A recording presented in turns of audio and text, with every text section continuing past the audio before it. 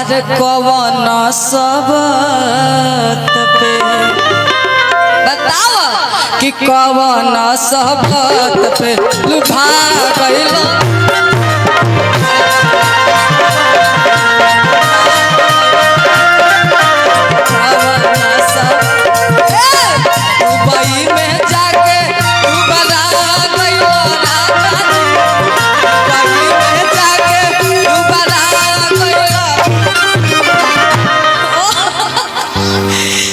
मजा आ रहा तो ताली बजाइए आप लोग। मजा आ रहा ना? ये जो मैंने किया ये कथक डांस है। एक बार और आइए तो उधर से। आइए आइए आइए। क्या रहे थे कि दुबई में जाके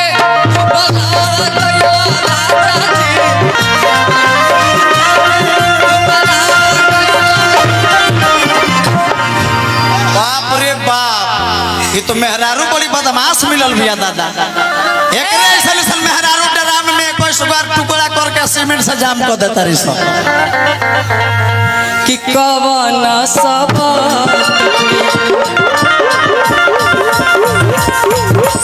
कौन सब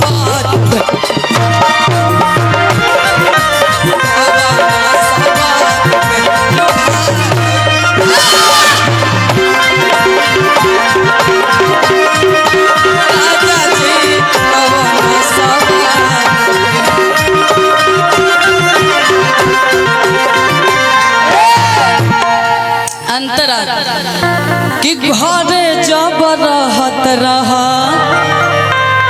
मांगत रह नाश्ता नाश्ता ना देत रहल हो तबे हम दुबई गई नहीं है।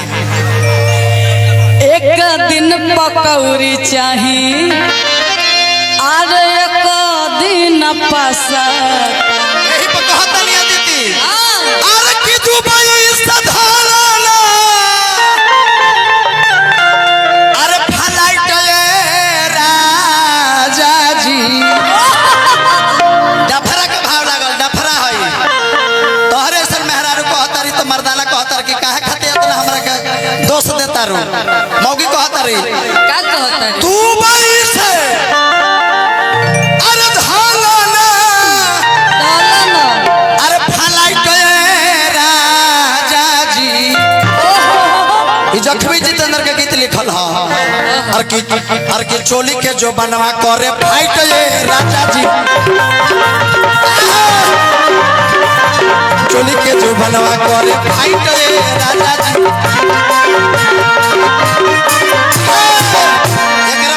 एकरा पर बौन आदमी के नाचे का मन करता कैसे नाचे है कैसे नाचे हमने तो 4 फीट 5 फीट के 6 फीट के बानी आज बौन रहेला 1.5 फीट के कैसे नाचे कैसे नाचे और के चोली के जो बनवा करे फाइट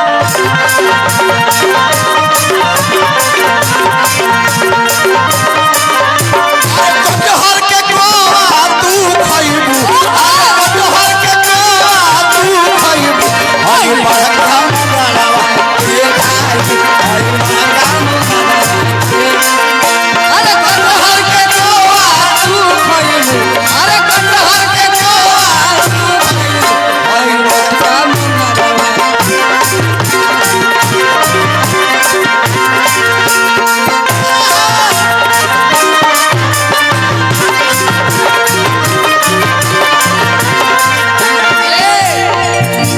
भैया ये तो छोटा मोटा हम लोग इसलिए गा रहे थे बाकी हम लोग कहाँ थे मुर्गी पे मुर्गी के भाव में था बस वही मेरा लास्ट टाइप का है गाना होना चाहिए कि मुर्गी उस पे कट अच्छा लगे एकदम एकदम हमने दू गोला में गाइले तो हमने जाना था नचनिया के मुर्गी हमने मरवेबे करेले भैया बाबा अर की कातल ले दू फसरिया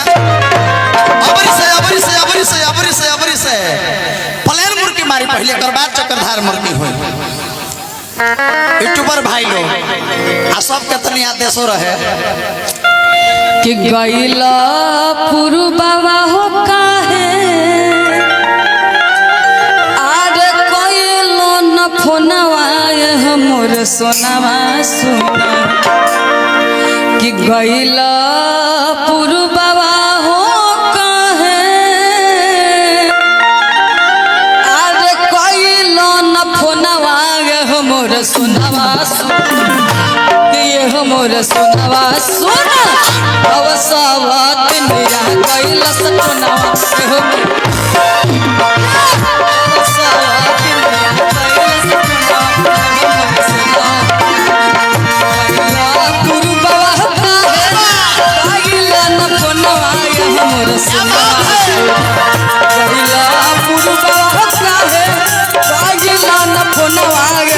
सुनवा सुना ये मोर सुनवा सुना अब सब दुनिया कैलस टोनवा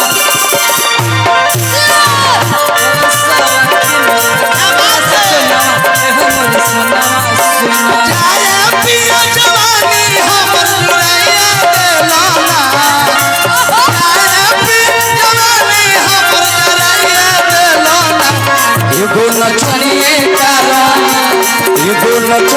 कारण कनिया के भुलाइए रे कोइलो एगो नचनिए कारण कनिया के भुलाइए रे कोइलो एगो नचनिए कारण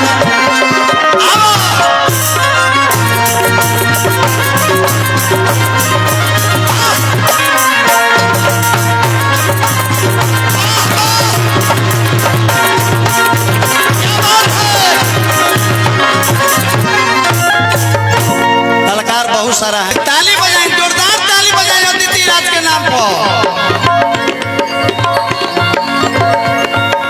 गायन वादम चंद्रितम प्रत्यक्षम किम प्रमाणम। भिखारी ठाकुर जी भोजपुरी के शेक्सपियर ऐसे नहीं थे, वो गाने के साथ साथ नृत्य भी करते थे। हाँ, ये होना जरूरी रहता है, तभी तो मजा आता है। बाकी आजकल तो हम ऐसे ही बदनाम हो जाते हैं और कल वाले आजकल निमन गाना का भीभर नहीं है न, निमन गाना का भीभर रही तो हम एगो गल रहनी है कि भाषा भोजपुरी है मतारी। अच्छा जेकर पूजले भरत भिखारी गावल गंदा हो गईल धंधा। अरे आज समैया कैसन बा आ जौन माई बहन न चिन्हे ऊ गवैया कैसन।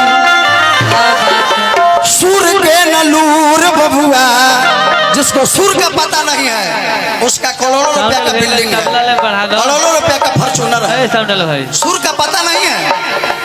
एक अगो नया नया गो वजह के देखल माने कि पूर्वी माने क्या होता है, निर्गुण माने क्या होता है। ढेर लोग के कह देबो कि झप गावा ध्रुपद गावा, सही बात गावे ना जाए। झप माने पता नहीं कि झप का होला। अरे सुर के नलूर बबुआ झूठो के ब्यास हो। अरे कमर हिला के कोइला भोजपुरी के नाश हो। गावल गंदा हो गईल धंधा ई समैया कैसन बा आ जवन माई बहिन न चिन्हे ऊ गवैया कैसन। गौरी हमार गीत दुगोला में रोज गावतानी कि कैसन जमाना आ गईल हाय हाय हाय हाय। अरे ढोढ़िए पगाना आ गईल। इसका अंतरा है अशोक भैया। भाषा भोजपुरिया के धुरिया में मिलावता आ बढ़िया बढ़िया प्यास अपन पगड़ी गिरावता। हाथ वाला खाना आ गईल हाय हाय हाय। ढोढ़िए पगाना आ गईल। आजकल ये ओरिजिनल है। भाषा भोजपुरी के लोग गर्दा उड़ा ही देते हैं। बाकी आजकल का ट्रेंड आ गया है कि ढोरी के पीछे ही लोग लग जाते हैं। इस पे हम भी गाए थे। अंतरा से गा दिले बाड़ी के ढोरी के नीचे शहर लुधियाना बा। अब कौन शहर लुधियाना बा सारवा हम अब जकरा प्रदेश कमा के जाके बताओ लुधियाना मत जा। वही जे अटैची लेके हाजिर हो जा। का करबो यदि गलती कहता नहीं तो सब बोली। ओरिजिनल हम बोलते हैं। सुनिए, मार्केट में कितनों रिफाइंड बिक जाएगा तो घी का कीमत कम नहीं होगा। कोई लाख कलाकार अपने आप को समंदर हो सकता है लेकिन तुम्हारे अंदर तेल डुबाने का क्षमता नहीं है बेवकूफ। तुम तेल को नहीं डुबा सकते हो गया ओरिजिनल ओरिजिनल होता है। सबसे पहले यहाँ पर जो भी हमारे भाई मित्र माता बहन लोग बैठी हैं सभी को प्रणाम, जय माता दी। एक बार ताली बजा के आशीर्वाद। ताली बजा के आशीर्वाद। बाकी हमारे गुड्डू जी बहुत अच्छे गाते हैं, निर्गुण तो बहुत कमाल के गाते हैं, पूर्वी भी गाते हैं। जो गाना कह दीजिए इनको गाने के लिए, मतलब इनसे टक्कर लेना, आशीर्वाद चक्की है में सब। पिसाना एक बराबर है, क्योंकि दुगोला के 90 आसे हैं, तो इनसे जोन टक्कर आएगा तो पहले हम स्टेज में गावत रहनी आदित्य जी, लेकिन नचनिया फेल कैला सुनो तो हम कहने कि बाप रे बाप स्टेज प्रोग्राम गावल छोड़ न भोभुन फूट जाई, तो दुगोला गावे लगले धोती पहन के, तो तनी मुर्गी तनी ले ली, एकर बाद रुआ हम जाई फिर भैया। बाकी हम आपसे एक लाइन का है, मुर्गी तो मारवे करेंगे।